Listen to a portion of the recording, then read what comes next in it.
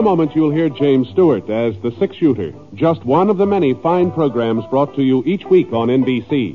Tomorrow night, there's top comedy entertainment with the Bob Hope Show, the Phil Harris-Alice Faye Show, and Can You Top This with Senator Ford. Bob Hope delivers rapid-fire comedy routines, while Phil Harris and Alice Faye bring you both mirth and music. It's a great Friday night lineup of comedy programs, all of them heard only on NBC. James Stewart as the six-shooter.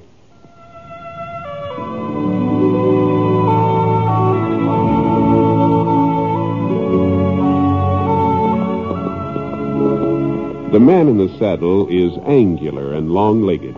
His skin is sun-dyed brown. The gun in his holster is gray steel and rainbow mother of pearl. Its handle, unmarked. People call them both the six-shooter.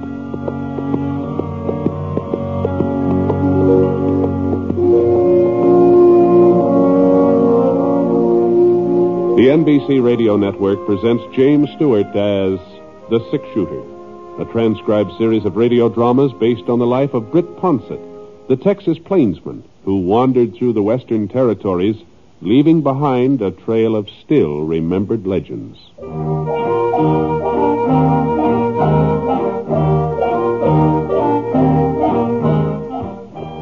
Halfway Creek sure wasn't much of a town. Oh, that was a general store and cafe, rooming house, and a blacksmith shop. That's about all there was to it. And I'd never figured out where the place got its name, either. It didn't seem to be halfway to anything.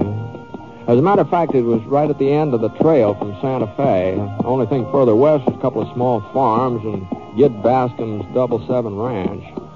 That's where I was heading, to Double 7, to see if I could sign on with Gid for the spring roundup. Oh. Wow, it didn't look like I was going to have to ride out all the way. Oh, boy. Oh. Yeah. Well, there was Gid himself pounding down the main street, 5 or 6 fellows behind him. Well, if he had that many men working for him already, he probably wouldn't have much use for me. Hey, Britt. Britt Ponsett. Howdy, Gid. Where in the name of Moses you come from, Britt? Oh, no place special. I was laying some railroad track out of Denver for a spell, but then I thought it was about time for me to hit the saddle again. Well, if you're looking for a job, we can always use an extra hand, can't we, boys? Well, it's mighty nice of you, Gid. To tell you the truth, I was sort of hoping that you had room for enough. Well, go on, Britt. Oh. I guess you've got enough help here without me. Well, my outfit's been growing since you were through here last. Well, we're stretched clear over to Apache Hill. You don't say. It takes a lot of riders to cover that much ground. Yeah, I guess it does. Oh, come on then, let's go. We're on our way back to the Double 7 right now. Mm-hmm. Well, maybe next roundup, Gid. Well, what's the matter with you, Britt? You said you were looking for work.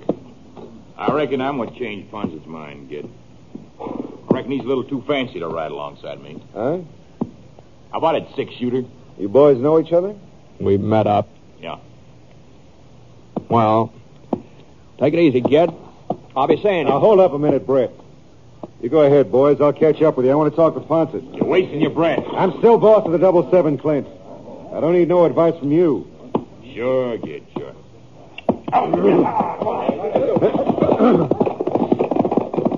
Got a cup of coffee, Britt? Oh, thanks. I guess I could use one. Yes. Christian ain't the best cook in the world. He can usually get his coffee down without it gagging you. Christy still run the cafe, huh? Sure. Town ain't changed much, Britt. On the surface, that is. Oh? Oh, well, come on in, Mr. Bascom. Come on in. Hello, Christy. You remember Britt Ponsett? Britt, well, for goodness sakes, when did you get back to town? Oh, just a little while ago, Christy. You're sure looking well. Fit as a fiddle, Mr. Ponsett. Fit as a fiddle. Now, you both sit down at that table over there, and I'll bring you some of my special for today. Beef stew. I made it fresh this morning. No, thanks, Christy. We just come in for some coffee. Why, it's after 4 o'clock. It's practically time for supper. No, coffee will do the trick for now. Oh. Well, what about you, Mr. Ponsett? A little taste of my stew? No. I think I'll just stick to coffee, too. Oh, okay. Well, the pot's on the stove out and back. I'll get it. No hurry. Well, Britt? Hmm? Is Clint right? Is it on account of him you don't want to work for me? I never said that, kid. You sure acted it. Well, to tell you the truth, I was sort of surprised that you'd hire a man like Clint Sutton. Britt, I just didn't have no choice. Oh? Like I told you, the 77's been growing. When a ranch gets big, well, I guess a man's bound to make enemies. He needs somebody who's handy with a gun around. Mm-hmm. You never had any enemies before, kid. Yeah, well, times are different now, Britt. What do you mean by that? Well, you remember those sod busters down by the creek, Perry Waddell and Fred Garver? Sure. Well, there's been some new ones move in the last year or so. Well, that isn't your land along the creek, is it? No, kid? never claimed it was. I always figured there was plenty of space around here. Room enough for me and them nesters, too. Well? Well, I ain't been like some of the other ranches. You know that, Britt. I ain't never tried to run the sod busters off or burn them out. Live and let live. That's what I always said. I try to practice my preaching, too. Here's your coffee, Jack. Right off the stove. There we are. You sure you won't have nothing else? Oh, thanks, Christy. Here you go. No, hold Keep on. your hands Hold away on. from your pockets, Britt. I guess I can afford a couple of cups of coffee. Oh, well, thank you, Mr. Bascom. I say, I've got some bread in the oven, so if you want anything more, you just holler. Boy. Better saucer it for a spell. Let it cool off some, huh? Wow. Hey, it's not the heat, it's the taste. Gee whiz, that stuff's... Well, it's as bad as the coffee I make myself. Worse. Yeah, I guess it's a good thing we didn't order none of Christie's stew. Yeah, it is. Anyway, Britt, about Clint Sutton. Now, there was a good reason for hiring him. They've been stealing my cattle. What? Yeah, them nesters. Now, There ain't any doubt about it. My tallies are short. After the roundup, I'll know for certain how many they got away with. Oh, now, Gid, it doesn't stand to reason that men like Waddell and Garver would rustle your animals. They're in a rough spot as it is when they're living right next to the edge of your ranch. Well, they must know that you could shove them off of there if you took a mind to it. I guess they know that all right. Anyway, one of them tried to shoot me. Were you sure of that? No, I didn't see who it was, not for certain. But there ain't been any strangers around Halfway Creek lately, so... Sutton's a stranger. I hired him after the shooting. I had to have somebody, Britt.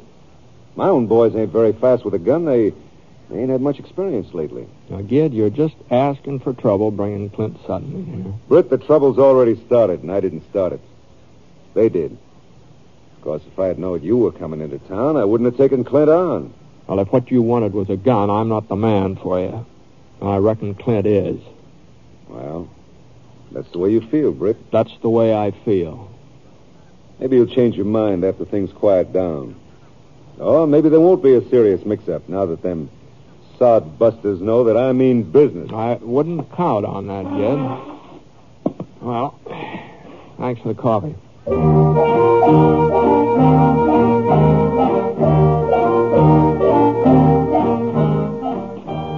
Well, I was getting on toward evening now, and I was beginning to feel some hunger pains down the pit of my stomach.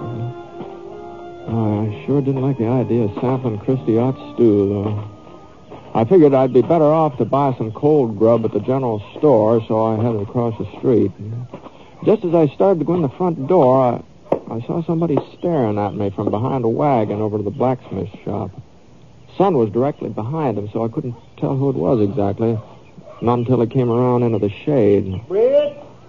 That you, Britt? Huh? Yeah. Well, don't you recognize me? Perry Waddell?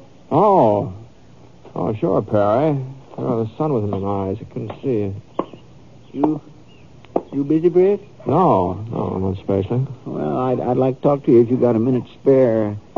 Busted one of my wagon wheels this morning. I'm waiting for Sam Todd to see if he can put it together. Mm-hmm. Well, how have things been going with you, Perry?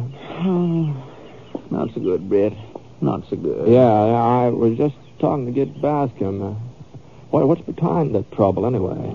Same old story, I reckon. Big ranch, small farms, there just ain't room for 'em both.